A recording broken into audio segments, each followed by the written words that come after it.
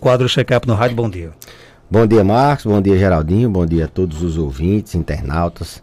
Satisfação, Marcos, mais uma vez participar aqui do Check-up no Rádio, esse espaço que vocês abrem para a gente poder falar sobre saúde na terceira idade, sobre doenças no envelhecimento, sobre todos os temas relacionados ao idoso. Quer nem saber a quantidade, depois você faz uma doaçãozinha da carne também, né? Rapaz, depois de uma intimação dessa... Não, diga ao padre que se acalma. Ano passado a gente fez certo. A nossa fezinha, esse ano vamos fazer Vai de dar novo. certo, se Deus quiser. Alzheimer e outras demências, e aí?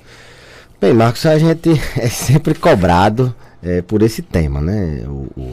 Muitas vezes a gente vai passando, quando der fé, esquece do Alzheimer, né? Não pode esquecer da demência mais comum, de uma doença tão relacionada ao processo de envelhecimento e que tem um impacto tão grande nas famílias, na própria sociedade, além do impacto no indivíduo. Então, há pedidos, doutor, faz muito tempo que você não fala de Alzheimer. Eu fui olhar no YouTube os programas e realmente já fazia mais de 2 meses. A gente sempre está respondendo perguntas sobre, mas trazer o tema como principal realmente foi bem lembrado pela turma. Então, Marcos, as demências, elas são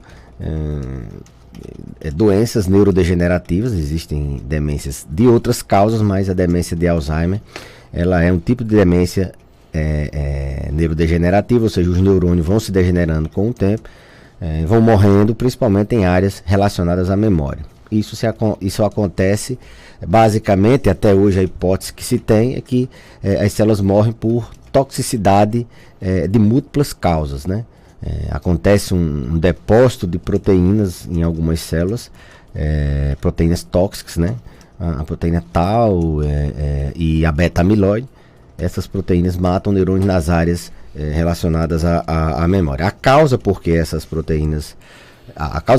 células morrem, como eu falei, cada vez mais a gente tem descoberto algumas novidades. A gente viu que medicamentos que impedem a produção dessas proteínas não levaram sucesso. Você para de produzir, teoricamente pararia de morrer e você curaria a doença. Vários estudos foram frustros nesse aspecto. Então, ampliou-se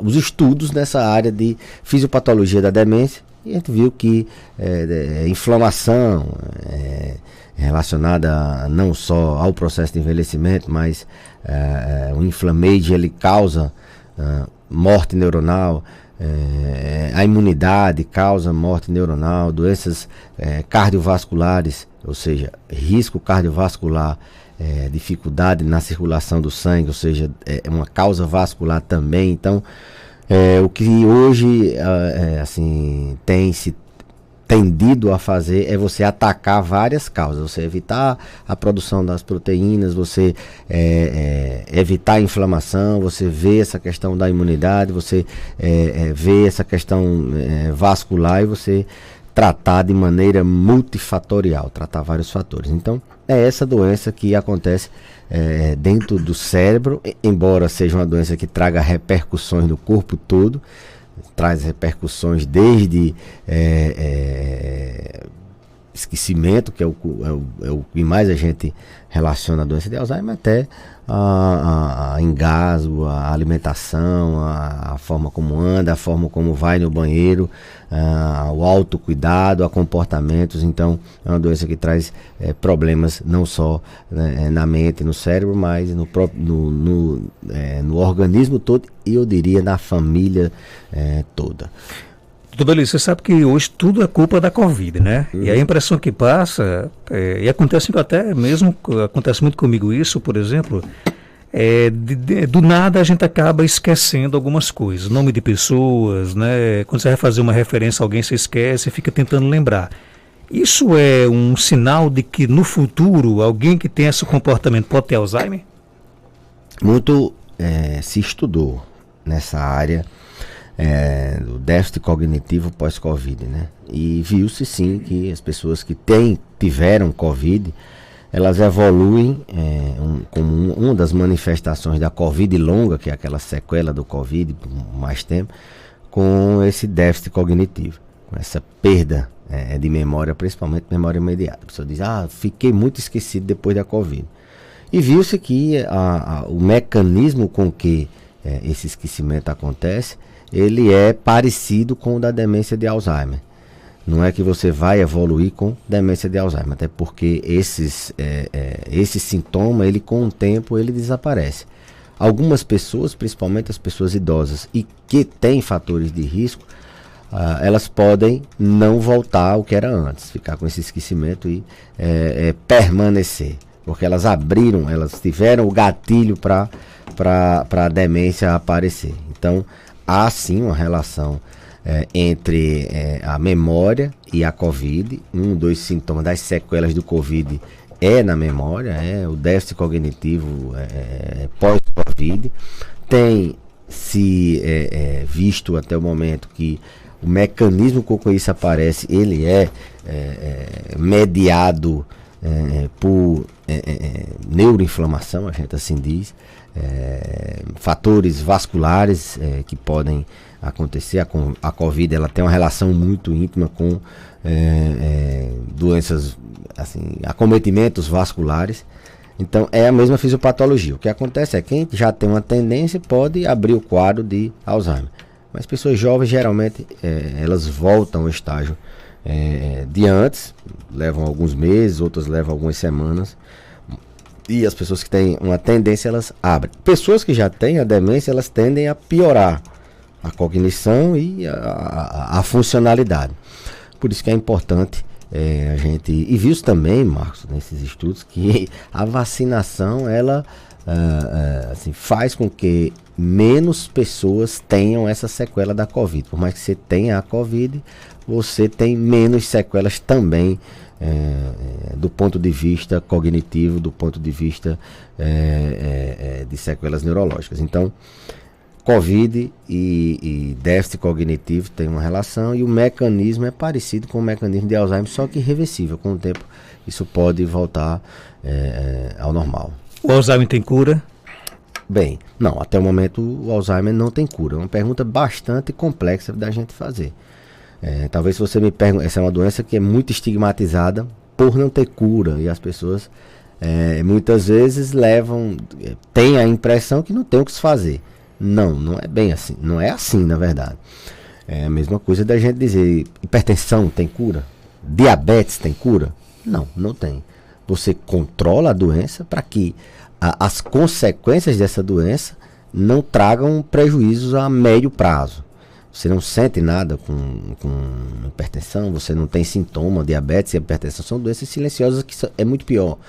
A demência, ela pelo menos ela dá sintomas. Então você tem sintomas, você tem como combater no início da doença. Até mesmo você pode fazer isso antes de aparecer os sintomas, se por exemplo você tiver evidências genéticas, e no futuro breve a gente vai poder ter essa capacidade de saber se você vai evoluir com demência ou não. Hoje não se investe tanto nisso porque não tem o que fazer ainda. Então não adianta você saber se vai ter ou não. Você tem que combater como qualquer outra pessoa. Então não tem, mas é muito promissor num futuro que a gente já tenha tratamentos que revertam a doença, porque a cura é reverter a doença, né? A gente tem tratamentos hoje que freiam a doença, evitam que você tenha em curto espaço de tempo uma evolução rápida. 2 anos não é assim aceitável que uma pessoa comece dando sinais de esquecimento, e de 2 anos você desaprenda, desconheça as pessoas da própria casa, não sabe mais a hora de se alimentar. Se o medicamento for feito, isso pode durar muitos anos para que você tenha uma evolução dessa doença. Então, um dos objetivos do tratamento hoje, que não é cura, é controle, é você frear a doença. O outro objetivo é você controlar sintomas comportamentais. O que é isso? À medida que a doença passa, quando vai chegando na fase moderada, vão aparecendo alterações comportamentais, que isso sim é muito problemático para os cuidadores, para as famílias, é muito traumático. Os pacientes começam a ter alterações no comportamento, como, por exemplo, ficam agressivos, ficam ansiosos, perdem sono, perdem o freio social, eles ficam desinibidos com as palavras, ficam mais contundentes com algumas palavras, eles ficam, alguns muito agitados, fugindo de casa, outros sem ação nenhuma, ficam apáticos, né? A apatia é muito comum, tanto faz como tanto fez. Então o remédio também controla esses comportamentos, ele visa com que o paciente tenha nenhuma alteração, mas o mínimo possível. Então, o objetivo também é controlar comportamento. Quem tem um paciente numa fase moderada, avançada de demência, sabe bem o que é um paciente quando ele está sem o seu tratamento otimizado, como dá trabalho, como ele coloca a própria vida dele, do paciente, em risco, quando foge, quando sofre uma queda, quando deixa um fogão aceso e o risco do incêndio, então, assim, dizer que não tem cura é até assim, eu não diria, é uma dúvida, é plausível, mas essa doença é muito estigmatizada. As pessoas muitas vezes não têm crédito, assim, não dão credibilidade ao tratamento. Não, eu vou fazer nada, que é uma doença que não tem cura, mas a gente tem muita eficácia no controle, só sabe quem cuida bem, só sabe como isso faz sentido, quem tem um paciente com a demência. Breve teremos, inclusive nos Estados Unidos, a gente já falou aqui do aducanumab, que ele consegue reverter. A gente tem algumas medicações nessa linha de evitar a produção dessas proteínas que eu falei, que são tóxicas para o cérebro. Se investiu muito nos medicamentos para evitar a produção de uma delas, que é a beta-amiloide, e estão se investindo muito agora nas anti-tau. Os desfechos não são, muitas drogas não tiveram sucesso, mas a gente já tem uma luz lá no sistema, embora muito contestada, muitas críticas para essa medicação que foi para fases iniciais liberada lá nos Estados Unidos, o aducanumab, mas a gente tem uma luz, a gente tem, espera-se que em breve, muito em breve, a gente tenha a reversão dessa doença, ao menos no início dela. A nossa ouvinte Francisca coloca que foi muito doloroso, foi muito doloroso ver a mãe dela, ter Alzheimer e esquecer o nome da filha, São situações que a família, ela felizmente ou infelizmente vai ter que se acostumar. Olha, é muito ruim. A gente observa as famílias naquele ímpeto de esperança que isso não é Alzheimer, às vezes nega, às vezes não quer perceber que o parente está falhando a memória, que está repetindo assunto, que está se atrapalhando na hora de fazer uma comida, está se atrapalhando na hora de resolver alguma coisa na rua, está se atrapalhando quando está dirigindo, está se perdendo, ou mesmo em casa já não consegue mais tomar aqueles medicamentos que ele estava por causa de alterações na memória. Eles tendem sabedores da doença, eles tendem, como até uma reação de defesa própria, a negar a doença, a não querer aceitar, e isso é traumático. Quando eles realmente se dão conta, vem essa fase que é como se fosse um luto. A gente vê muito na prática, quando a gente está quando o paciente vem com a queixa de memória, uma suspeita, a gente faz testes na cognição, testes de memória. E quando esses testes o paciente não consegue responder algumas perguntas, por muitas vezes eu vi o cuidador, o filho, o neto chorar. Na hora ele cai num pranto de que ele não queria que aquilo tivesse acontecendo, ele tinha fé que ele não tivesse esquecido, e aí o paciente não consegue, pontua muito lá embaixo, tem realmente um déficit cognitivo, então a família sofre muito. Nessas fases que eles começam a desconhecer os próprios entes queridos, é muito doloroso também. Começa a tratar o filho como se fosse o marido, ou o marido como se fosse um irmão, e assim por diante. Não conhece a filha, acha que é uma amiga. Então isso é muito ruim para a família do ponto de vista emocional. É só um dos fardos emocionais que o paciente traz para a família. São inúmeros outros cuidadores sofrem, a família tem que estar toda engajada para que problemas maiores não venham a acontecer. Doutor Belísio, idoso que não dorme à noite pode-se dar medicamento para dormir? Tem 96 anos, quem pergunta é Sônia. Não pode dar medicamento nenhum se você não souber porque ele não está dormindo. Primeiro, a gente tem que entender que a insônia, os transtornos do sono, eles têm várias causas, né? Por exemplo, tem paciente que tem apneia do sono. Ele ronca, ele fica acordando durante a noite, sem nem assim despertar. Ele tem despertar e sem chegar ao nível de consciência. Ele ronca, a passagem do ar ela é fechada e aí há um período de falta de oxigênio, ele tende a acordar. Então, será que não é uma insônia por apneia do sono? Uma insônia não. Será que não é um transtorno do sono por apneia do sono? Então, isso tem um tratamento específico que não é remédio.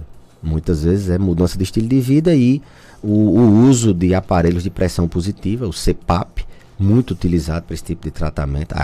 E vale lembrar que a apneia do sono ela é fator de risco importante, Marcos, para a demência, para o Alzheimer. Quem tem apneia do sono, se não tratar, ele tem um risco maior de infartar, tem um risco maior de ter AVC, ele sobe a pressão, ele tem mais estresse porque ele não repara o sono dele e ele também tem Alzheimer. Então tem que ver a causa do transtorno do sono. Será que ele não está dormindo por causa de uma dor? Será que ele não está dormindo por causa de alguma outra doença que está fazendo ele acordar no meio da noite, por exemplo? Tem pacientes que têm incontinência urinária e passam a noite indo no banheiro. 95 anos, a próstata já deve ter algum problema e ele fica indo no banheiro várias vezes e não consegue dormir. Será que ele não tem algum inversão do ciclo sono-vigília? Ele não está dormindo o dia todo? Eu bato muito nessa questão de uma rotina ativa. O idoso tem que ficar durante o dia com horários fixos de ocupação, para que ele não passe o dia dormindo, ou numa cadeira ou numa rede, e de noite, além de atrofiar, de acelerar seu envelhecimento, ele à noite não tem problemas no sono. Transtornos de ansiedade e depressão também trazem dificuldades, problemas na hora de dormir, e assim por diante. Transtorno do sono REM, aqueles pacientes que conversam, ficam agitados à noite.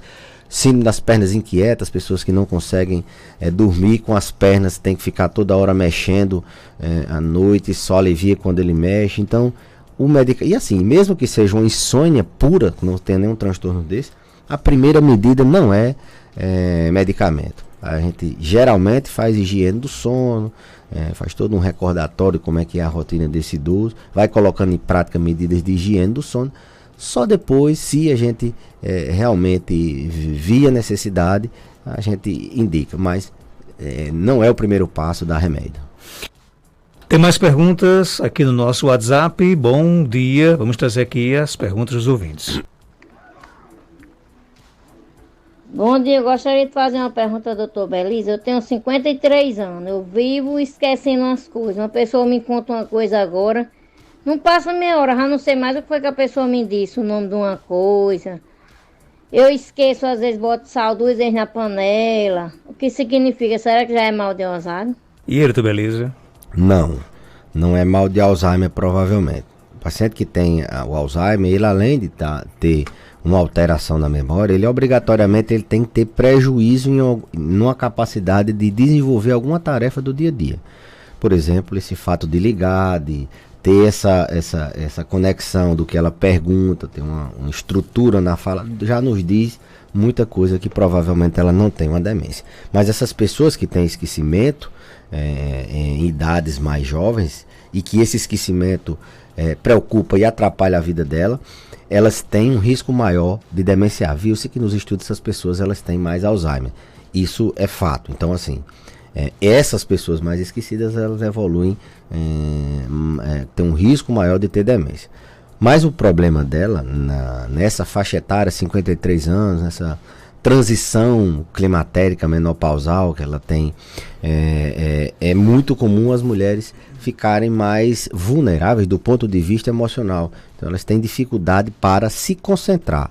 A memória, eu volto a frisar, ela depende de 2 pilares fundamentais, da atenção e da concentração. Desses 2 pilares, eles são atrapalhados, eles têm assim, bases para que você estar atento e concentrado. Você tem que ter dormido bem, você não pode estar preocupado, ansioso, senão você não se concentra. Você não pode estar com o humor alterado, muito triste ou muito alegre demais, você não vai conseguir focar, ter atenção e concentração. Então, geralmente nessa faixa etária a gente pensa nessa vulnerabilidade emocional que atrapalha a atenção e concentração.